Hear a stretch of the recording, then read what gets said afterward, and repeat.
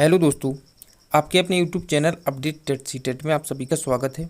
दोस्तों, जैसा कि आप लोग बोल रहे थे कि सर संस्कृत का करा दीजिए, संस्कृत का भी हुआ नहीं है जो आपका सिलेबस है।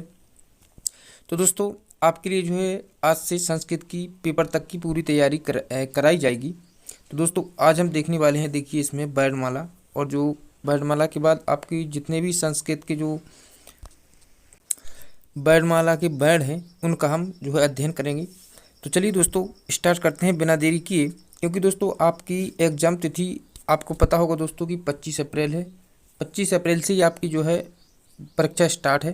तो दोस्तों 25 अप्रैल जो है आपका सेकंड सेमेस्टर पेपर होगा, इसके बाद ही जो है थर्ड सेमेस्टर के पेपर प्रारंभ होंगे। तो चलिए दोस्तों देखते हैं। देखिए, जैसा कि आप देख रहे होंगे कि मानव मुख से निकली हुई ध्वनि, सबसे पहले हम दोस्तों समझें कि वर्णमाला क्या होती है। तो वर्णों का व्यवस्थित समूह होता है, उसी को हम वर्णमाला कहते हैं।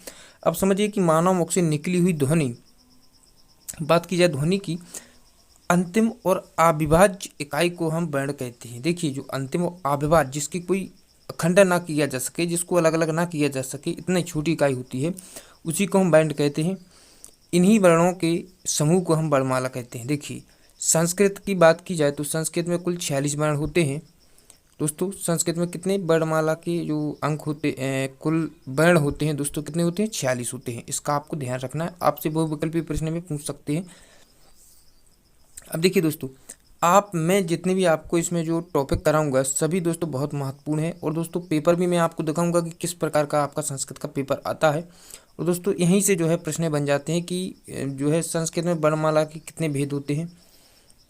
अब देखिए, वर्णों के कितने प्रकार होते हैं। अब इसमें समझिए कि संस्कृत वर्णमाला में वर्ण 2 प्रकार के होते हैं, इसको समझना है। सबसे पहले देखिए स्वर। स्वर को दोस्तों आप क्या कहते हैं? अच कहते हैं। और दूसरा है आपका व्यंजन। व्यंजन को हम क्या कहते हैं दोस्तों? हल कहते हैं। अब इन्हीं दोनों को हमें समझना है। सबसे पहले दोस्तों हम समझें कि स्वर यानी अच क्या कहलाते हैं। तो देखिए दोस्तों, जैसा कि आप देख रहे होंगे, जिन वर्णों के उच्चारण में किसी अन्य वर्ण की सहायता नहीं ली जाती है, बस आपको इतना ही देखना है कि नहीं ली जाती है, उन्हें हम स्वर कहते हैं। यानी कि जब आप स्वर जो उच्चारण कहते हैं अपने मुख से, तो स्वर को बोलने के लिए किसी भी जो है अन्य वर्ण होते हैं उनकी सहायता नहीं ली जाती है। जो है आ, यानी कुछ भी आप बोल लीजिए दोस्तों, वह स्वरों की सहायता से ही बोला जाएगा। यदि आप व्यंजन का प्रयोग करेंगे तो व्यंजन के लिए आपको स्वर की सहायता लेनी पड़ेगी। इसी के क्रम में देखिए कि किसी की सहायता नहीं ली जाती है। फिर आपका कि उन्हें स्वर कहते हैं। उन्हें क्या कहते हैं? स्वर कहते हैं। अब देखिए, संस्कृत में आपके स्वरों की संख्या 13 मानी जाती है। आगे देखेंगे दोस्तों कि स्वरों को 3 प्रकारों में बांटा गया है। आप देखिए कौन कौन से हैं दोस्तों। तो आप पहला देखेंगे यहाँ पे, तो देखिए यहाँ पे आपको दिख रहा होगा दोस्तों ह्रस्व स्वर, यानी दोस्तों बोलने में एक मात्रा का जो समय लगता है उसको हम ह्रस्व स्वर कहते हैं। दूसरा है आपका दीर्घ, यानी कि दोस्तों ह्रस्व स्वर से 2 गुना समय लगता है, उसको हम दीर्घ स्वर कहते हैं। प्लुप्त स्वर, यानी कि ह्रस्व और दीर्घ स्वर से जिसका उच्चारण करने में हमें उन दोनों से अधिक टाइम लगता है, समय लगता है, उनको जो है हम क्या कहते हैं? प्लुप्त स्वर कहते हैं। अब देखिए, इन तीनों प्रकार को हमें समझना है दोस्तों। आपसे पूछ लेगा परीक्षा में कि चलिए बताइए स्वर कितने प्रकार के होते हैं। अगर बात संस्कृत की जाए दोस्तों, संस्कृत वर्णमाला और हिंदी वर्णमाला में आपको काफ़ी डिफरेंट देखने को मिलेगा। चलिए आगे देखते हैं। यह जो टॉपिक है दोस्तों बहुत महत्वपूर्ण है। देखिए, आपके इसमें जो कहीं से भी पूछ सकते हैं कि व्यंजन के प्रकार बताइए, और जो स्पर्श व्यंजन क्या होते हैं, उप व्यंजन क्या होते हैं, जो अंतःस्थ व्यंजन क्या होते हैं, और व्यंजनों की संख्या कितनी है दोस्तों।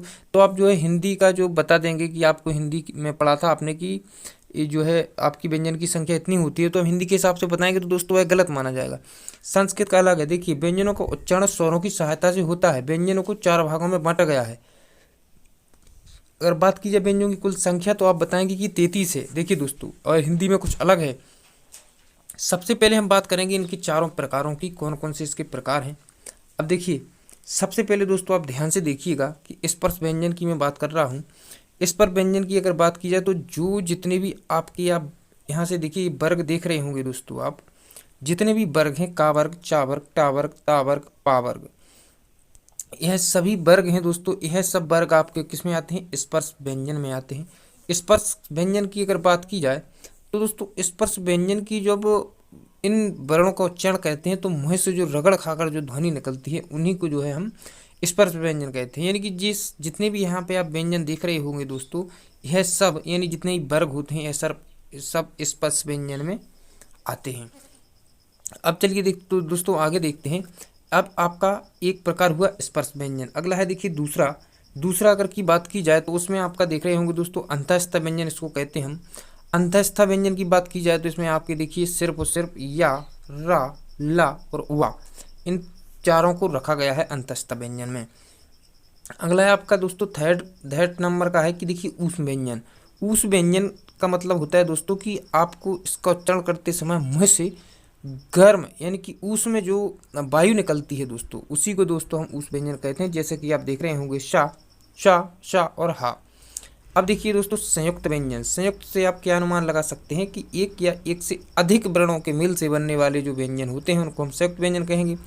अब देखिए यहाँ पे आप दोस्तों देख रहे होंगे छात्रा, ज्ञा। तो आपसे परीक्षा में पूछ लिया जाएगा कि चलिए बताइए हमें जो संयुक्त व्यंजन होते हैं उनका वह किन किन वर्णों के मेल से बनते हैं। यदि आपको यह तीनों वर्ण दे दिए गए दोस्तों प्रश्न में आपको, तो आपसे पूछ लिया जाएगा। तो दोस्तों देखिए आप इसको अंग्रेजी में कैसे बनाते हैं इसको ध्यान रखिए कि आप बनाएंगे एस और एच, फिर इसको आप बनाते हैं दोस्तों टी, आर और ए। इसी प्रकार से अगर आगे बात की जाए तो इसको आप बनाते हैं देखिए जी, बाई और ए, इस प्रकार से। तो देखिए आप यहाँ पे देख रहे होंगे दोस्तों के एस एच यानी का प्लस पा वाला सा बनता है एस एच से। तो अंग्रेजी का भी याद रखेंगे दोस्तों तो यह आप हिंदी का भूलेंगे नहीं। इसी प्रकार देखिए दोस्तों इस पे आप ध्यान दीजिए तो टी, आर, ए, आप अगर अंग्रेजी का याद रखेंगे तो हिंदी का आप भूलेंगे नहीं।